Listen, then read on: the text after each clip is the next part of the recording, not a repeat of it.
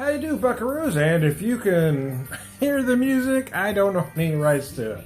Well, how the heck are you? Today I am the Whiskey Whisperer. I picked this Weller up. It was slightly less than 22 a bottle, which is funny because they did have a limit per one per customer. There's used to be an easily to access bourbon, but there has been some hype on it lately, and it's become increasingly harder. I had it a few years ago, and I thought I did a video for it, but I couldn't find it when I searched all my videos, so I'm not sure what happened to it. But I know I did one, man, but it's no longer on YouTube, so... Weller, the original wheated bourbon, special reserve. This is a 90 proof bourbon. They claim to be the original wheated. I know Pappy has also made that claim. W.L. Weller was born in Kentucky in the year 1825. Boy, oh boy. If he's still around, he's getting pretty old. After serving with the... I'm kidding, okay? Just serving with the Louisville Brigade. In the 1840s, Weller returned to Louisville to open his wholesale liquor business. He is reported to have... Goodness, my eyes don't want to focus on that. To have used the slogan, honest whiskey at an honest price. His wheated recipe bourbon had a softer, smoother taste that became very popular. Pappy Van Winkle eventually merged Weller's namesake company with the P.H. Stitzel Distillery to form the Stitzel Weller Distillery. This delicate bourbon with hints of caramel and honey honors one of America's first whiskey pioneers. Distilled, aged, and bottled by Buffalo Trace Distillery. So there you go. Well, there's that story. How about that? So yeah, I mean, traditionally bourbon uses rye as a secondary grain. Corn is sweet, so that rye adds a little spice, a little balance. Wheat does something different, though. Wheat adds that softer texture and mouthfeel that many like. So I've got some neat on the rocks. I'm going to drink the rocks first because I don't want it to melt much more, but I wanted to kind of get a little sniff and taste of the neat first. Using my Jim Beam glass that I like for neat drinking. It's a little sweet on the nose. I certainly get some deep caramel, some oak, a little, what else is there? Well, let's take a drink. The raconteur is old enough to play now. Oh yeah, that's nice. That's very nice. So I'm going to set that off to the side here. I'll get to the flavors on that in a minute, but I don't want this to melt anymore, so I'm going to go right to the rocks here. Using my big square cube.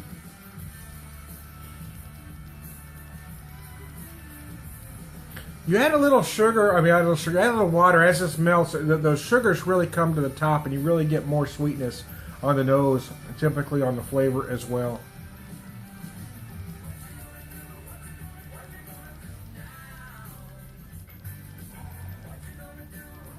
Ah, biscuits, that's nice. Yeah, nice oak. I said caramel earlier on that, but here I'm feeling more toffee than caramel.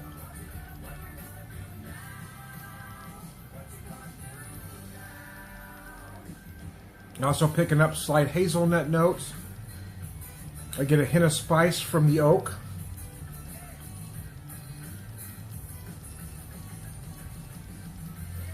It is 90 proof, so it is a bourbon that I think can take some water. It is $22 a bottle. It's not necessarily cheap. It's not crazy expensive either. So I mean, if you want to cocktail it, be my guest. Now, personally, I would obviously put this on the rocks because I'm doing it right now. But this particular whiskey, I wouldn't. I may do something like a Manhattan with it. I wouldn't go old fashioned with it, and I certainly wouldn't put soda pop into bourbon of this caliber. That would just seem mean spirited.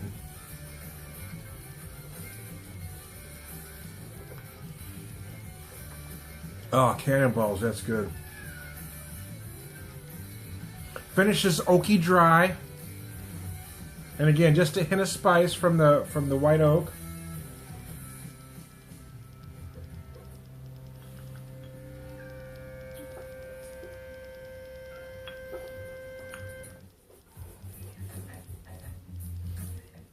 Some Missouri White Oak really gives you some deep spice, and particularly a lot of cinnamon. In this particular whiskey, though, I'm getting more black pepper than the cinnamon.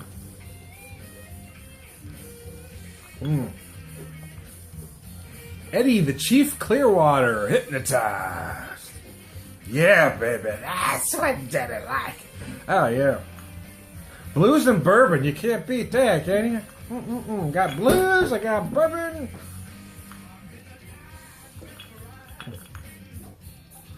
Oh, mercy. It's nice. I mean, you know, I don't know that, you know, certain things just been very hyped lately and getting a lot of attention. It is a solid bourbon, especially at the price. You know, usually when you start to see a lot of hype on something, then folks are looking to really up the price. There are, in my opinion, a lot of very affordable bourbons out there.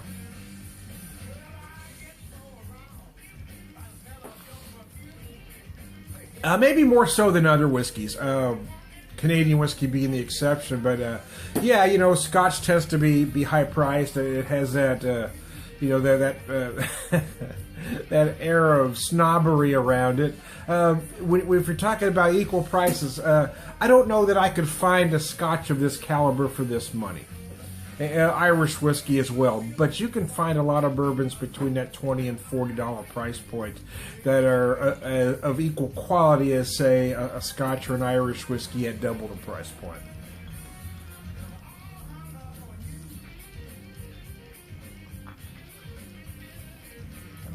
As you would expect from this bourbon, is very easy to drink.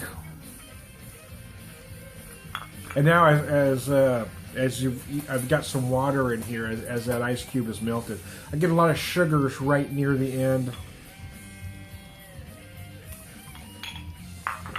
So I'm going to set my rocks glass aside and work on my neat glass here. So I'm not worried about the neat warming up, but I didn't want any more water going in there. So here we go.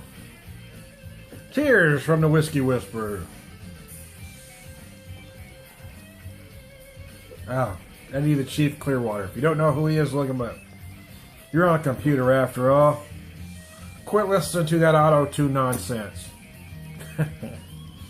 Put that Taylor Swift and Bruno Mars down and listen to some real music. Back when people actually had talent and played their own stuff.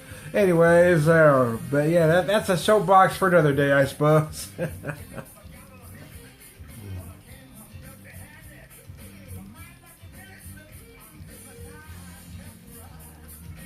What the wheat really does here is it just softens that mouthfeel. Man, it's just very soft. The texture is very silky. Or it's just, it's just a very pleasing whiskey. Aromas of vanilla, oak, toffee. Actually, I'm going to say just maybe the slice hit of candied dark fruit as well. Let me get a tad pretentious on you for a second. I hate when I do that, but sometimes the thought comes in my head. I try to be the anti-pretentious beer and whiskey guy, but sometimes the thought just slips out.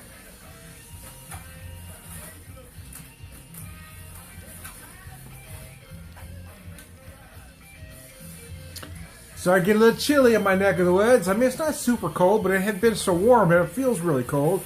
I mean, a couple of days ago it was 80 degrees, and now it's barely 40. I know for some of you in other parts of the country, 40 is warm at the moment, but to me it's freaking cold, man. We're starting to get to the time of the year where my balls tend to like to reside in my lower intestine till spring.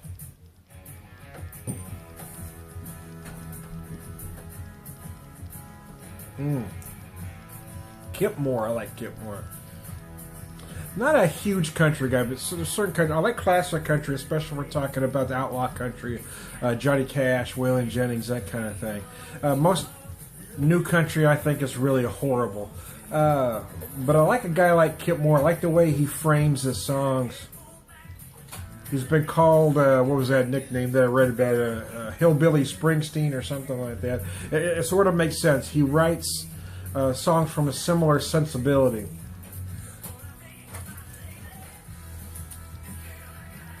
What do you got on tonight? It's a good song. It's good. It's good. I like the voice, though. I like blues because I love a nice, raspy voice. And Kip Moore, even though he's a country artist, he has that sound.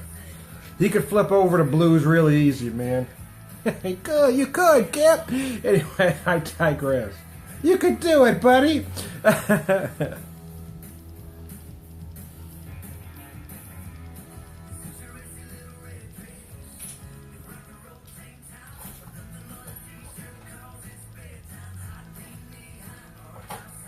It's a little sweet, but not too much. Again, toffee. I'm getting slight hazelnut notes. Maybe like like I got on the nose, the very slightest hint of like a candied dark fruit. So there you go. Very nice. So anyways, I'm going to drink this a little quicker than I normally would so I can finish this video up. So I am. Who are you? Who gives a rat's? I am Tom the Whiskey Whisperer. Today, on this glorious Saturday, supposed to jump up to the high 50s tomorrow, so I'll be back to shorts.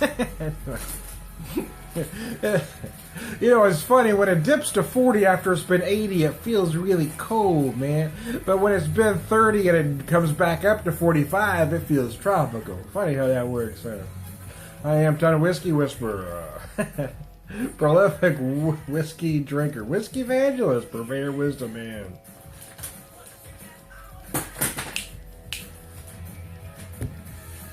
All around good guy. Y'all have a good one.